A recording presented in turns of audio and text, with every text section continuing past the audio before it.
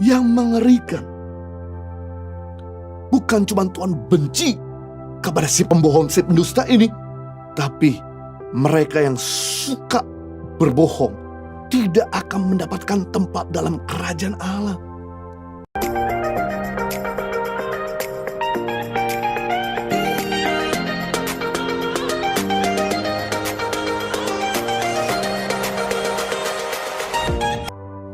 Yang kedua, pengertian mengenai bohong putih. Kebohongan akan selalu diikuti oleh kebohongan-kebohongan lain yang lebih besar. Bohong putih yang sudah terbiasa kita lakukan akan berkembang menjadi bohong hitam. Apa yang Anda toleransikan suatu kali akan menguasai Anda. Apa yang Anda biarkan suatu kali akan menjajah Anda. Kalau Anda mentoleransikan dusta, Anda akan jadi tukang tipu. Hampir setiap orang pernah berbohong, karena orang berpandangan bohong bukan dosa yang besar, dosa yang kecil. Tapi Anda harus tahu bahwa dosa berbohong sama dengan dosa-dosa lainnya. Bahkan pembohong adalah salah satu dosa yang paling Tuhan benci. Firman Tuhan dalam Amsal pasal 6 ayat 16-19. 6 perkara yang paling dibenci oleh Tuhan. Bahkan ada 7 perkara yang menjadi kekejian bagi hatinya. Pertama, mata sombong. Kedua, lidah dusta. Ketiga, tangan yang menumpahkan darah orang yang tidak bersalah. Keempat, hati yang membuat rencana-rencana yang jahat. Kelima, kaki yang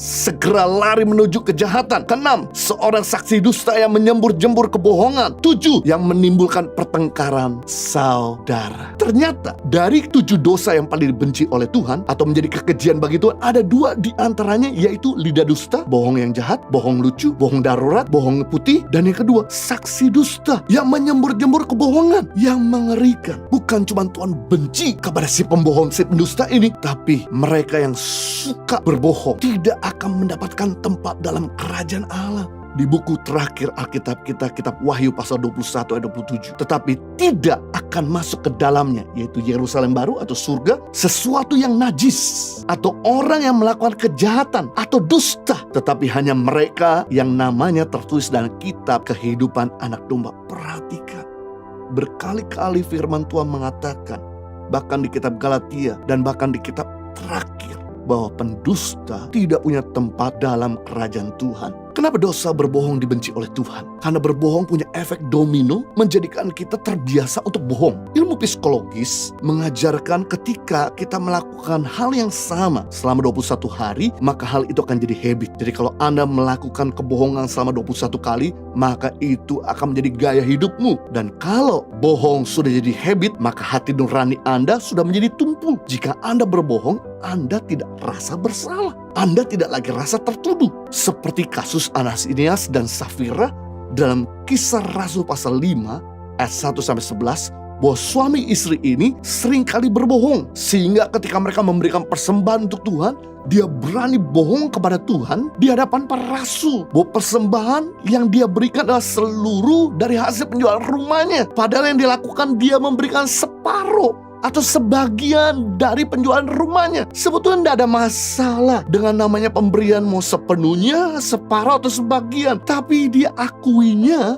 bahwa dia memberi seluruh dari hasil penjualannya untuk Tuhan. Hal inilah yang membuat Tuhan akhirnya benci, karena sudah menumpuk dosa berbohong Ananias dan Safira. Langsung konsekuensinya nyawanya melayang. Dan saat itu juga mereka mati satu demi satu. Bohong kalau sudah jadi habit, bukan hanya manusia dibohongi, ternyata Tuhan pun bisa dibohongi. Sungguh mengerikan, gak ada rasa takut akan Tuhan. Dan kalau sudah suka bohong atau bohong jadi habit, maka sifat buruk ini akan menular kepada orang di sekelilingnya, akan menular kepada anak-anak dan orang-orang yang dipimpin. Karena anak atau orang dipimpin akan melakukan yang bukan kita ajarkan, tetapi apa yang kita perbuat. Orang mudah melupakan apa yang kita katakan, tetapi orang tidak akan pernah melupakan apa yang kita buat. Sebagai contoh, di dalam Alkitab ketika Abraham melakukan bohong putih 1 kali, saat Abraham ditanya oleh Raja Abimelek di Gerar, di daerah Filistin, siapakah perempuan yang ada bersamamu? Jawab Abraham, dia adalah adik saya. Walaupun sebenarnya memang Sarah adalah adik tiri Abraham, satu ayah tetapi berlainan ibu. Itu ada dalam firman Tuhan Kejadian 20 ayat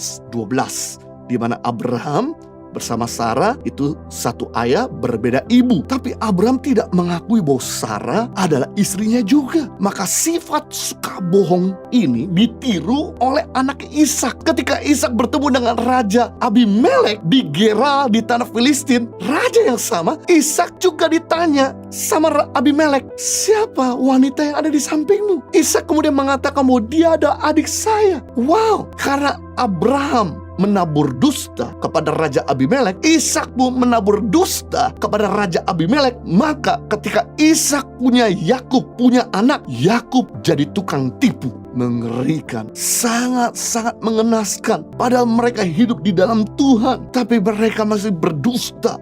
Dan dusta itu ternyata menular kepada keturunannya. Jadi dosa berbohong ini bukan cuma berkembang di dalam diri kita, tapi bisa menular kepada orang sekeliling kita. Sama halnya dengan kebaikan bisa menular, dusta pun bisa menular kemana-mana. Kalau cerita Pinocchio benar-benar terjadi pada hidup manusia, pasti hal ini akan mengurangi manusia untuk berbohong. Anda masih ingat cerita tentang Pinocchio? Sebuah boneka kayu yang kemudian menjadi hidup. Tokoh yang berasal dari cerita Italia yang sempat dibuat Walt Disney ke dalam film kartun klasik. Pinocchio menjadi sangat terkenal dengan hidung yang makin memanjang ketika dia bohong. Semakin Pinocchio berbohong, semakin hidungnya tambah panjang. Hal ini membuat Pinocchio mendisiplin dirinya untuk belajar tidak berbohong. Puji Tuhan, Tuhan menciptakan kita bukan seperti Pinocchio. Kalau Tuhan menciptakan kita seperti Pinocchio, maka pasti akan ketahuan. Semakin kita sering bohong, hidung kita makin panjang.